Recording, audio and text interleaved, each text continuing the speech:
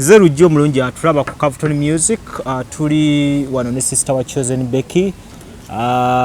muwala muto alabika bulungi nga sister we abasinga gwe mulaba mu kamera amufaananira nno ddala okuvira ddala mu kyenyi amaaso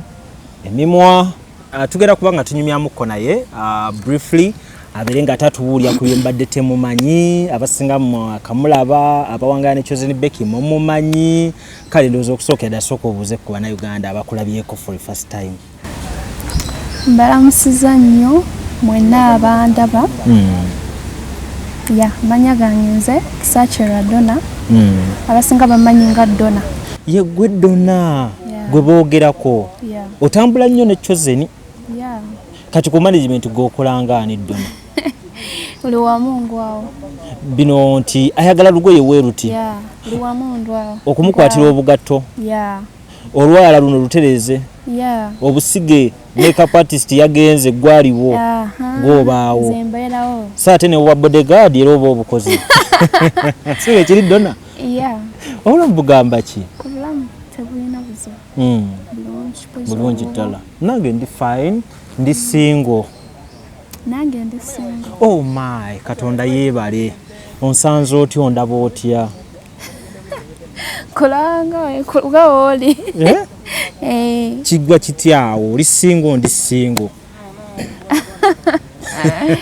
kosese ntegedde tofaayo otera kubeera available budde ki nga obeera free toli nnyo ku muyimbi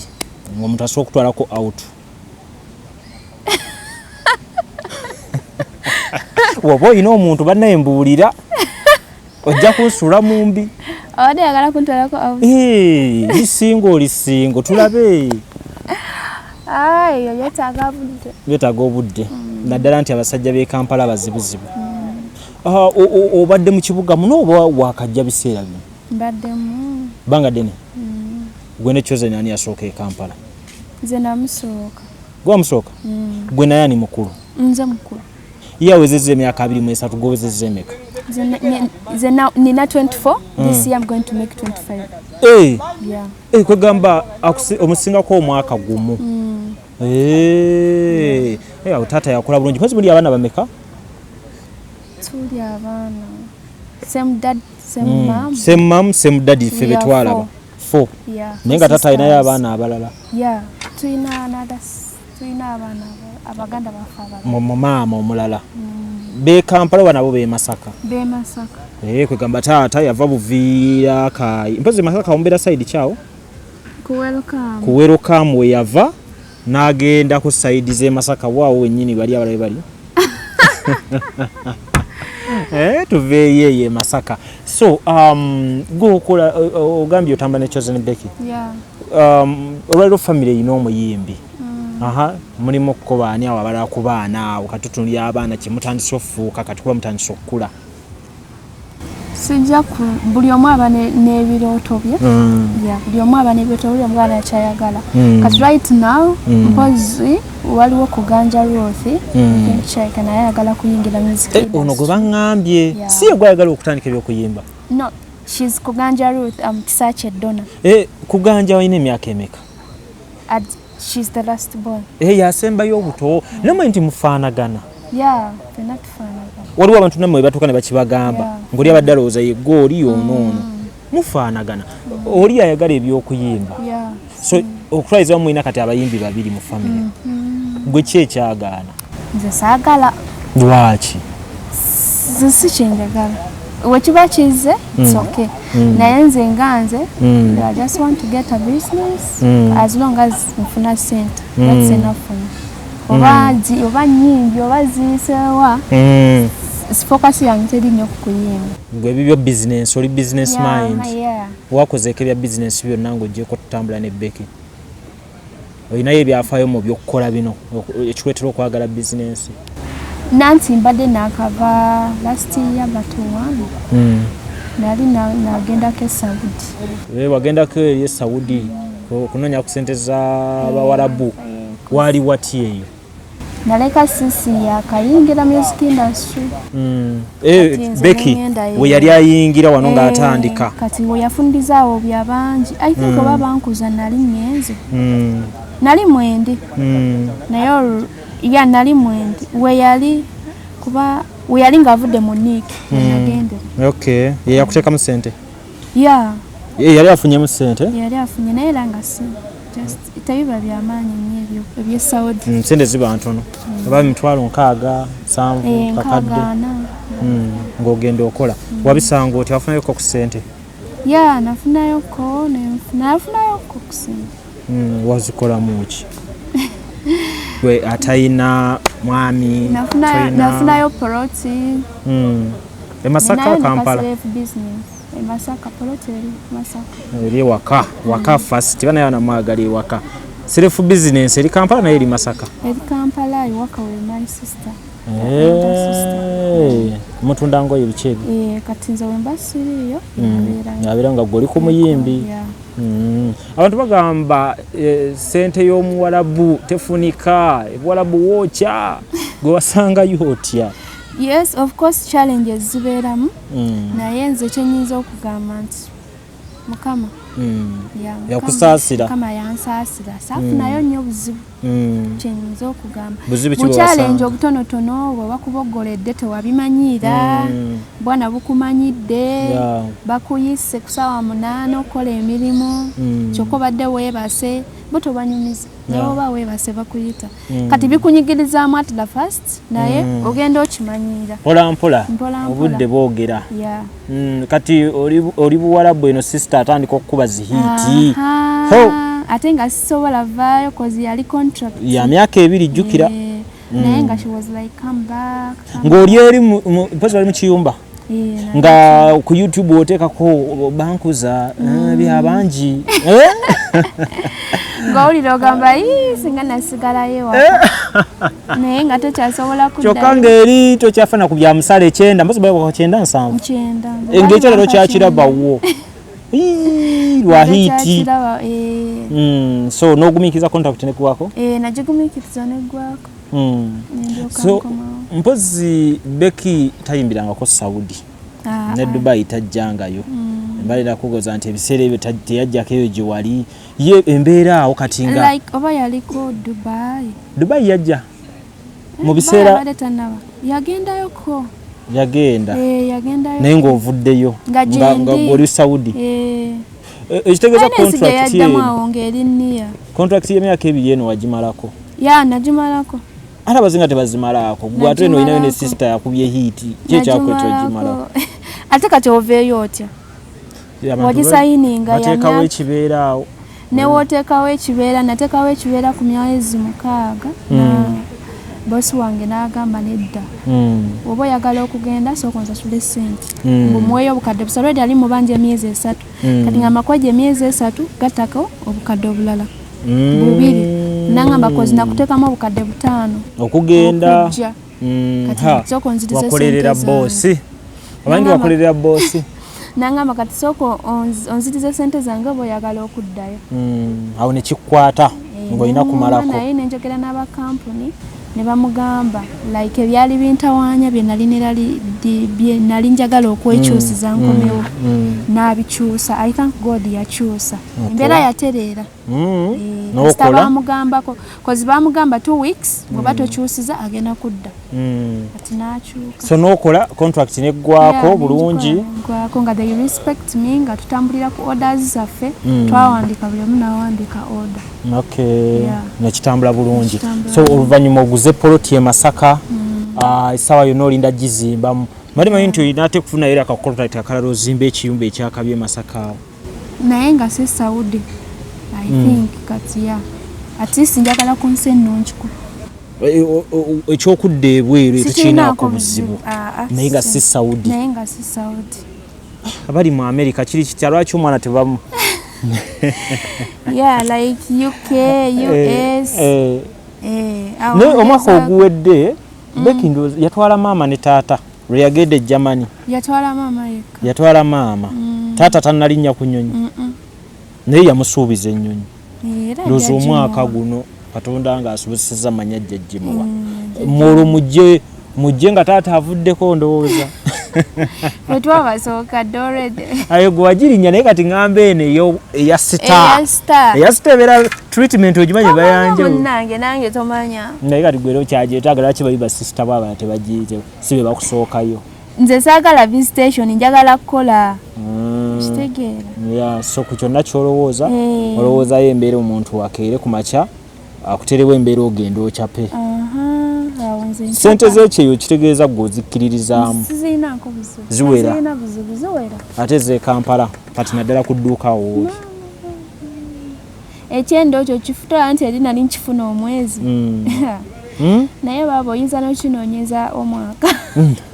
ng'osevinze nno naye nga tokirabako okola za kulya mubeeraawo sizirinaako buzibu mukama waba akuwadde omukisa okola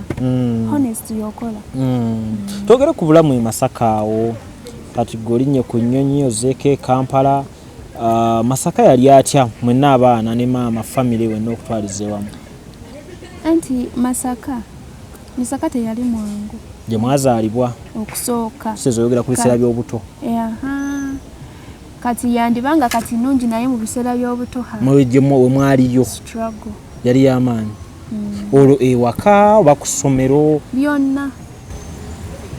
ewaka ku ssomero okusoma kwaffe byonna kuyiiya nga wobitegeera mpozi gwe wakoma mu kirazi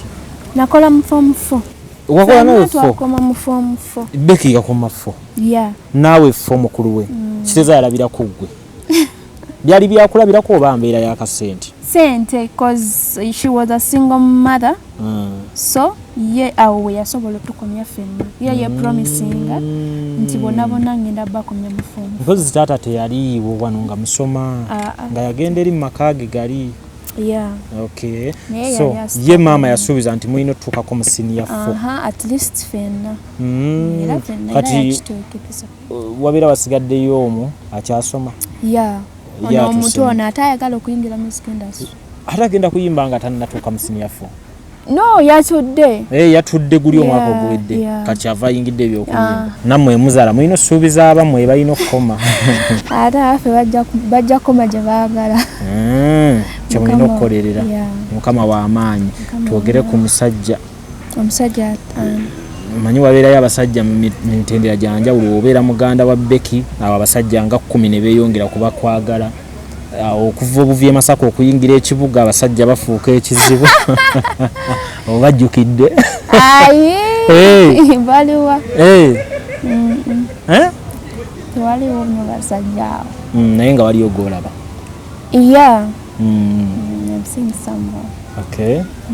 kirungi nnyo ekyo tubaagaliza bisinga mukodomi wammwe musanze mutya dictator mukodomi waffe dictator miyo buzibu ali welcoming ali fine with us satulinaako buzibu naffe tetumulinaako buzibu he's friendly talina buzibu bangi pozi kati wemuva mu shoggo oddawo nabo ne badda ewaabwe I stay with my sister siina wange obeera ne Chosen yennyini ate oli ayagala okuyimba ye abeerawo abadde akyali Masaka naye kati yazze mu Kampala aba akyaliyo woowulira either kireka akyaliyo tannagira namuleka Masaka so naye nalabye ku YouTube nti gundi egenda omuteekamu sente management yamuleese mu Kampala so I think kirabika anytime agenda kuba mwali oba nga she's already there cause ndwawo ogenda e Masaka ekikola wakikoyera ddala saagala Masaka nze wakowa ekyalo toyagala saagala Masaka yakukola ki okutuuka ku ekyo nedda nti gye nakulira kati ekibuga okisanze nga ewantu bewakulira tewoba walungi ate bimenya oba kyetaaga nekyusa ku kifo from childhood mama yatukuza n'empisa yegonza mu bantu naye ate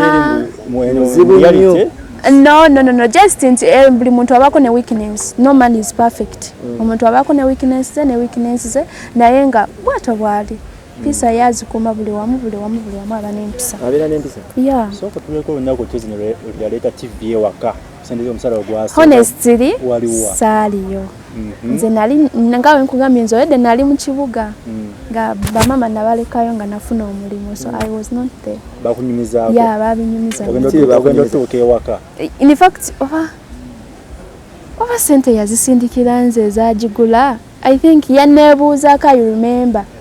omuntu gwe yasindika ye yali mukwano gwange ne bagenda ne bagigula ne banyumiza basanyuse basoosamu luyimba lwe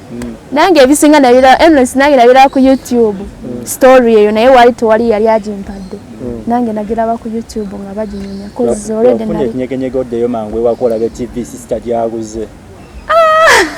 ate awo nanti nali ntandise oyiiya obulamu sobola kudda mabega lwa TV nga nina okuyiiya obulamu. Ebigambo byali bingi ebyayogerebwawe mabega otuzanyi nga yakajja otuzanyi muntu mukulu yazaala dda bannange bambi she's young honestly nga tujjeko ebyaki nze mukulu we nze mukulu we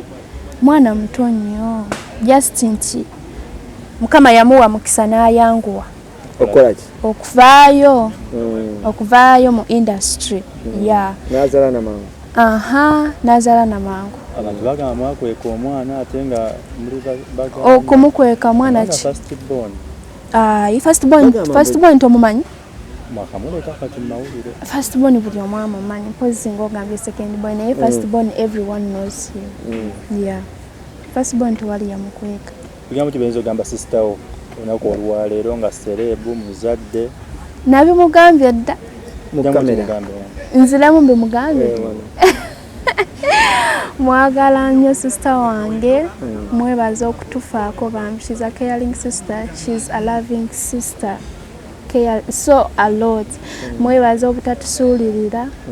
afaayo from A to Z bambi mwebaza n'ebyo biroto birungi byalina eri obulamu bwaffe era mwebaza n'okwagala abantu okubeera down to earth nsaba Mukama amumpeera obulamu amuwangaaze ate amuwa omukisa amwongereko kikyo ezo saba muko saawe muko musaba ekintu kimu bwekiti ogambye ota kikyo kiyinza okusaba muko kyenyinza osaba muko just musaba kimu ayagale muganda wange nze mmanyi love is first then ebirala ne bigoberera so amwagale not because of what naye amwagale as she is. That's all. Abasiga basaba emikolo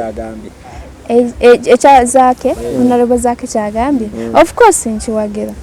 ekyokumuteekako empeta no problem tetukirinaako buzi in fact twakirindirira dda zikamulumye naye nga bagaba beeyagadde nnyo naye empeta naye teriyo mukolo kiki no ebintu time ebintu byetaagisa time everything comes in the right time they need the right time then obali kyagalira. Amanya gange nze Nsuuga Mustafa nkola ne Alihira Holdings kakati nannyini nnyumba eno yeesiimye nnyo lwansonga nti eno biodigester era emigaso gyayo egigirimu gyagenda ofuna ekisooka tagenda keera lunaku agambe nti bannange septic yajjudde nti nno ajja aleeta ekimotoka ate kimuggyako ssente ng'olwedde yagizimba so biodigester tegenda keera ku makya nti ejjudde so nawe nkikyo ogwo mugaso gwe gusinga kubanga eri gundi yaffe twagikolanga naye ate era still ng'ejja n'ekulya lwansonga nti ebeera etuuka n'ejjula so etuuka ng'esigala ekulya wadde ng'ate wagiteekamu ssenteyo nnyingi. Ekyokulala nti beauty ye egenda vaayo eya compound nti nno pavers zigenda kuva eri engulu yonna gye mulengera